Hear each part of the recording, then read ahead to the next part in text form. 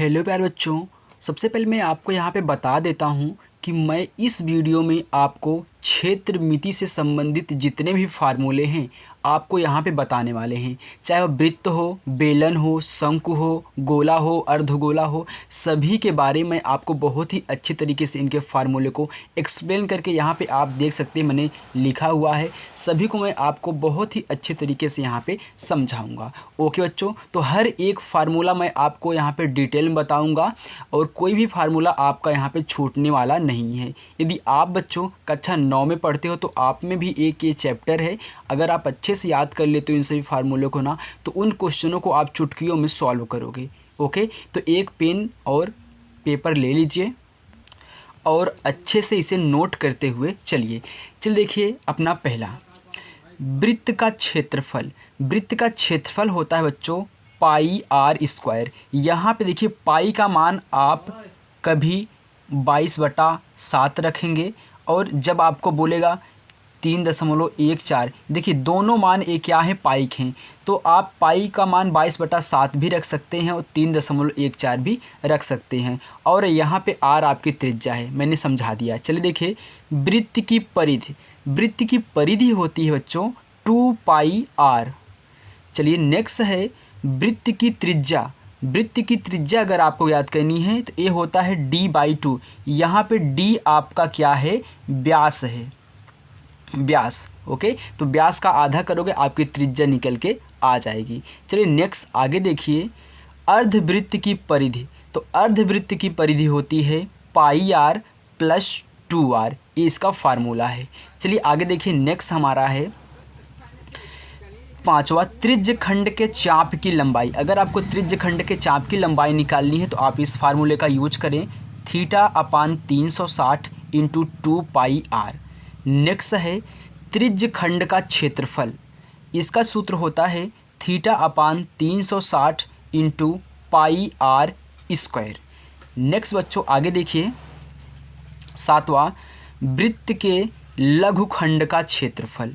इसका फार्मूला होता है θ/360 × pi R square minus 1/2 R square sine theta. Next है वृत्त के दीर्घ खंड का क्षेत्रफल। तो वृत्त के दीर्घ खंड का क्षेत्रफल होता है 360 minus θ/360 × pi R square. Next है अब हम घन की तरफ चल रहे हैं, तो घन के कुल पृष्ठ का क्षेत्रफल। तो घन के कुल पृष्ठ का क्षेत्रफल होता है बच्चों 6 × भुजा स्क्वायर। अगर आप यहाँ पे अपने भुजा को a मान रहे हो तो ये हो जाएगा 6a²। आगे देखिए घन का वक्र पृष्ठ का क्षेत्रफल। तो घन के वक्र पृष्ठ का क्षेत्रफल होता है 4 × भुजा स्क्वायर। यानी कि आप अगर अपने भुजा को a मानते हो तो 4a² हो जाएगा और अपने भुजा का स्क्वायर करके 4 से गुणा करोगे तो आपका घन का वक्र पृष्ठ निकल के आ जाएगा। आगे देखिए यहाँ पे घन का आयतन। तो घन का आयतन होता है बच्चों भुजा क्यूब। यानी कि अगर आप भुजा a मान रहे हो तो a का क्यूब, यानी कि भुजा का क्यूब कर दोगे तो आपका आयतन निकल के घन का आ जाएगा। चलिए बच्चों अब हम चल रहे हैं घनाभ की तरफ।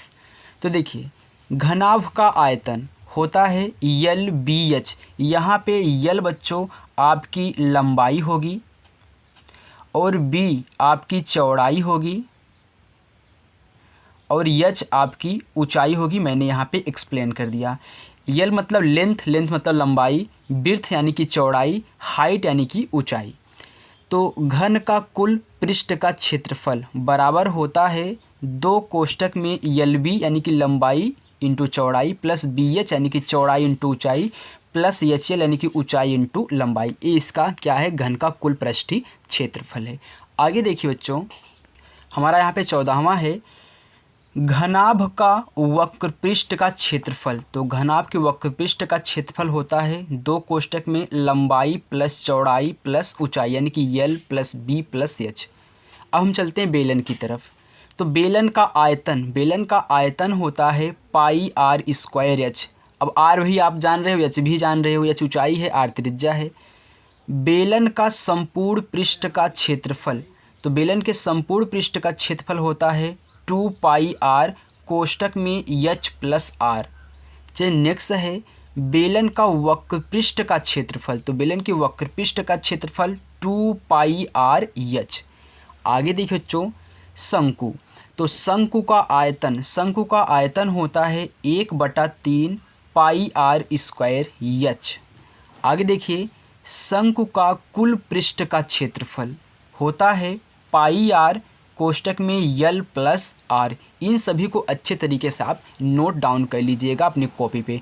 आगे देखिए बच्चों शंकु का वक्र पृष्ठ का क्षेत्रफल ये होता है पाई आर यल।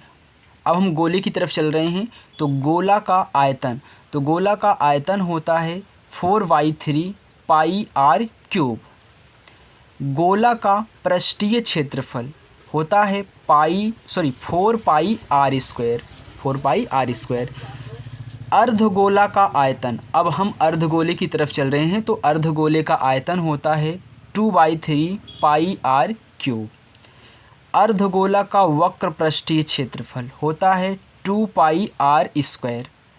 अर्धगोला का कुल पृष्ठीय क्षेत्रफल होता है बच्चों 3 पाई आर स्क्वायर। तो यहाँ पे हमने क्षेत्रमिति के जितने भी फार्मूले थे सभी को मैंने यहाँ पे आपको नोट डाउन करा दिया है।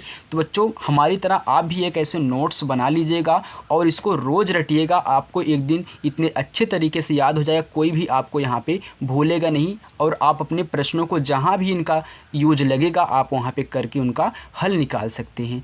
तो हमें आशा है कि बच्चों हमारी ये वीडियो आपको पसंद आई होगी। बच्चों यदि वीडियो आपको पसंद आई हो तो वीडियो को लाइक करें और चैनल पर नए हों तो चैनल को सब्सक्राइब करें। Thank you.